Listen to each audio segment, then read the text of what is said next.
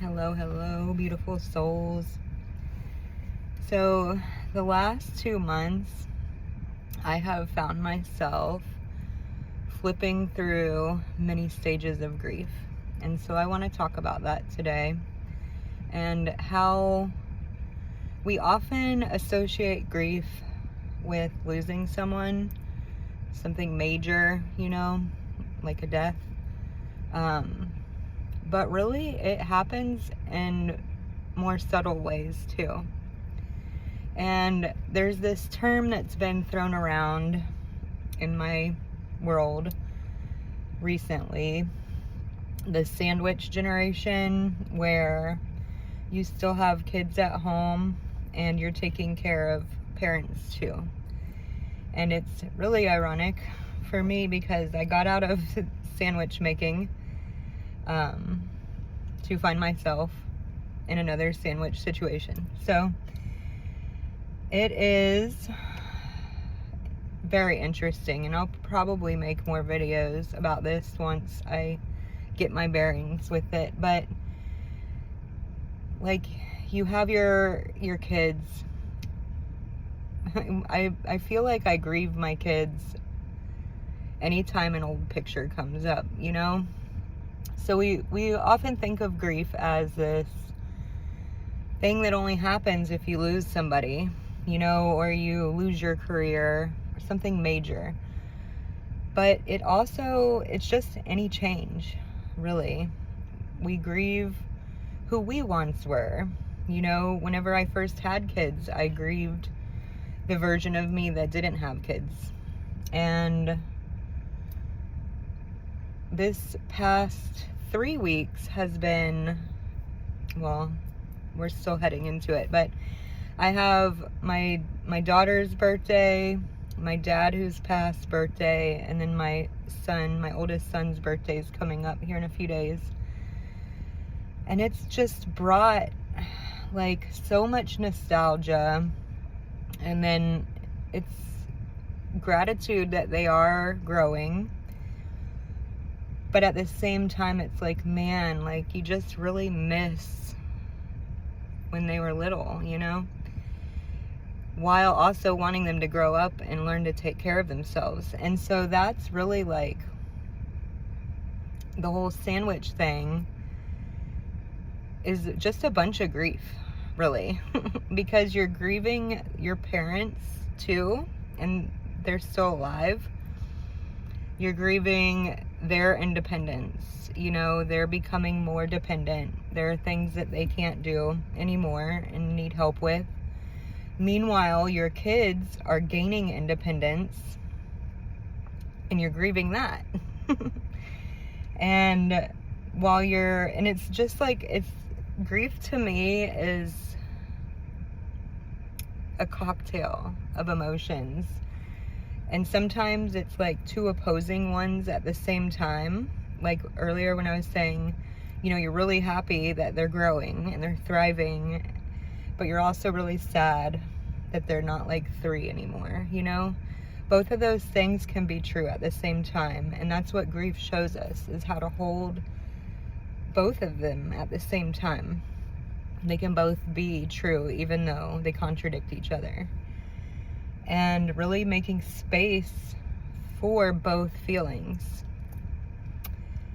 And so you can see I'm still formulating thoughts on all of this, but it's such an interesting place because, I'll find myself sad and then happy, and then, you accept all of it eventually, but then you go back to the nostalgia and the sadness and the anger and I think especially with the parents comes in the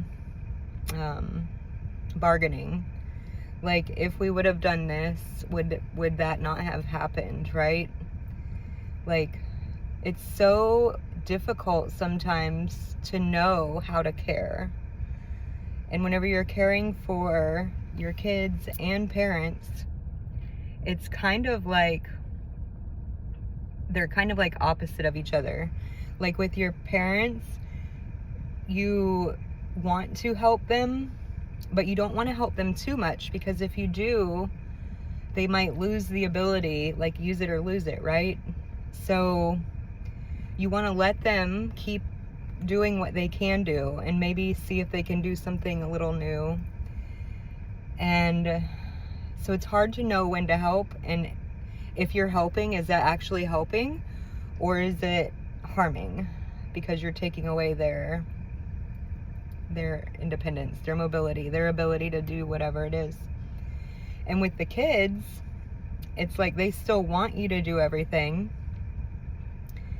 and so you have to choose when to tell them no, that they need to do that on their own, and whether or not that is beneficial for them or not. So it's really like a lot of, you don't really know if you're actually helping or hurting, but it's total opposite. And whenever you've got them both going at the same time, it can be difficult to switch, I'm finding. But anyway, I know I'm not the only one who's doing this. They have a term for it, the sandwich generation, right? And I don't think that we're the first generation that has done this either. But one of the main things that I've found myself in is like a cocktail of emotions, you know? And that's grief. And allowing yourself to feel whatever it is that comes up is so important. And being there with yourself is so important for both parties, your parents and your kids, whoever you're taking care of. If you're going through this and you're just suppressing and numbing, it can lead to resentment to both your parents and your kids, and frustration, overwhelm. It is overwhelming, but to sit there with that, you know, and to make sure that you're taking care of yourself. That's so important here. Like, are you eating? Are you sleeping? Are you getting enough water? Because if you're not taking care of yourself, it becomes much harder to take care of other people. And then you also get that resentment. Like, why do they matter more than I do? Well, it's because you didn't take care of yourself first, you know? So those are my tips for anyone who's going through this. And it is very interesting. There's a lot of feelings all day, every day. And it's just, you know, this is life, right? Like, this is part of it. And what a blessing it is to be in this spot. I'm like so grateful that I have the capacity and the ability to do what I'm doing right now. And at the same time, it can be challenging.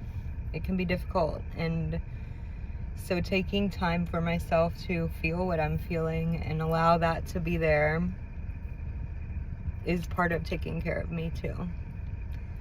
So I'll be talking more about this once I get my thoughts more in line, but I just wanted to get on here and kind of tell everyone why I've been kind of in the background, and it's because I've been grieving. I've been allowing that space to grieve, and I've been taking care of a lot of people, including myself. Bye.